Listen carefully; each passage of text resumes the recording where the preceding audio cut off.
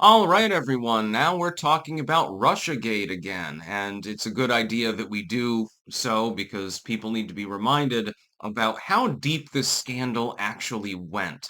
Tulsi Gabbard, DNI, has now come out and referred to the DOJ various documents that are being declassified, by the way, showing that Obama was not just aware of what was going on with regards to the Steele dossier, which was completely discredited and manufactured by the Hillary Clinton campaign, not just aware of these things, but was intricately involved with actually orchestrating what happened. It looks like, eh, and correct me if my lying eyes deceive me. I'm sure that some people call me a conspiracy theorist for noticing this.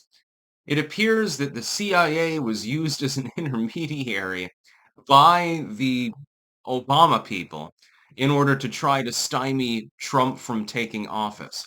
That is, that the U.S. intel community was unconstitutionally weaponized in a literally treasonous fashion to try to deny him from office. And that Russiagate was then recycled over and over and over again throughout Trump's first term. It was recycled over and over again, and he's Putin's puppet, he sucks Putin's cock and stuff like that. And they knew that it was false. They 100% knew that it was false because they're the ones that concocted the story in the first place. The Steele dossier was made, originally, I claimed erroneously, that it was the Jeb Bush campaign. And that's what it appeared to be. But really, it was the Hillary Clinton campaign, and then it was bootstrapped by Jeb Bush. So, while I don't necessarily like the dude, although I like his little ceramic turtle that he carries around with him, Jeb out of nowhere, it was the Hillary Clinton campaign. Well, Hillary Clinton was the former Secretary of State for Barack Obama. I wonder if they're in communication with one another. Now, this is all preaching to the choir, I'm sure, for 90% of you. If you've been paying attention to this channel for any length of time, you already knew that the Russiagate shit was literal nonsense. It was concocted, it was fabricated, it was fed to the legacy media, it was fed through intel channels, again, effectively treason, by the way. At the bare minimum, it's defamation. In a normal courtroom, at the very least, defamation could be proved for a civil purpose uh, because it was never true, and the person spreading the information knew it wasn't true. The problem, the convolutions of the bureaucratic system make it very, very difficult to hold any single person accountable. It takes a very, very long time, a lot of questioning. You've got witnesses to call in and evidentiary hearings and stuff like that in order to have any closure.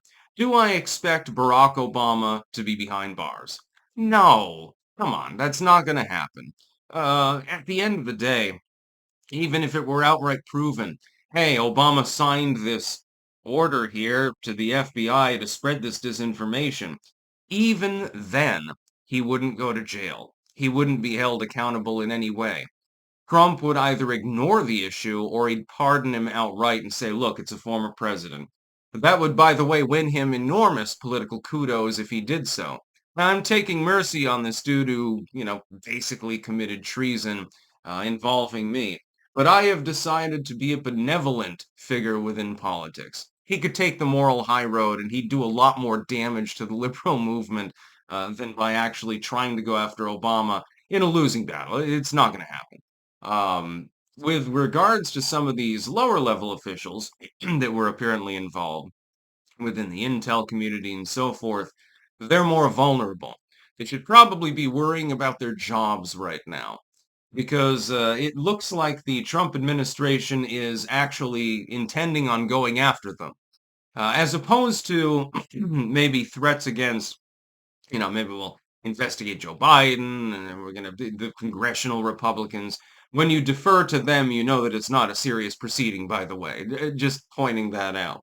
The congressional Republicans are still gunning for Joe Biden and saying, well, what did you know about his cognitive decline and when? That's not going to lead anywhere. It's not going to do anything. These are congressional Republicans. Trump, to his credit, is not a standard Republican. That's what makes him more effective. And so it seems that at the administrative level, at the executive level, he actually is going after some of his political adversaries. And the legacy media, their response is formulaic. I can tell you exactly how they'll react. They'll react by saying this is an imperial president attempting to tyrannize. He's trying to fuck the people that he doesn't like, not literally, but figuratively. He's trying to screw over people that he believes wronged him. And that's exactly the lead-in that they'll give. They'll say, well, Donald Trump doesn't have any real right to complain. This is all nonsense. This is a huge conspiracy theory. And so shame on him. Yeah, shame on him for trying to give disclosure to the public about one of the greatest political scandals of the century. Yeah, it's a shame on him. He's a terrible person. Again, it goes back to that adage that I generally apply. I can either believe that the system that I know is corrupt suddenly became uncorrupt to stop a unique villain, or I can believe that that individual is the one who's actually innocent, not in totality, but of the specific claims against him, and that the system was weaponized against him in a corrupt, failing, sick system.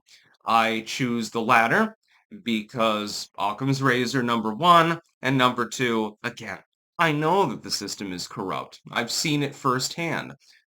So have some of you. So the Russiagate hoax has been referred to the DOJ. Tulsi Gabbard is not one to mess with, by the way. I think that of all the people in the administration, you've got three so far that really, well, technically four, that really stand out. Gabbard is definitely one of them. The others, Lee Zeldin, RFK Jr., and oddly enough, Little Marco, which astonishes me to absolutely no end. I never thought I'd be praising Marco Rubio. Like, he's in Congress. He's doing an okay job, I guess. But then he becomes Secretary of State. All of a sudden, he's hitting 10 out of 10, you know? I don't even understand it. Tulsi's one of my favorites, too. I shouldn't be surprised that she's going to take a more forefront role within the administration. In the off chance that Vance doesn't run, or dies, hopefully not, but or something like that, I think she's waiting in the wings as the secondary. I also think she is very, very high on the short list of people that JD Vance would choose for vice president. By the way, this does not disturb me in the slightest. I would vote for that ticket at this particular time. I would vote for it, yeah. That's about all. Peace out.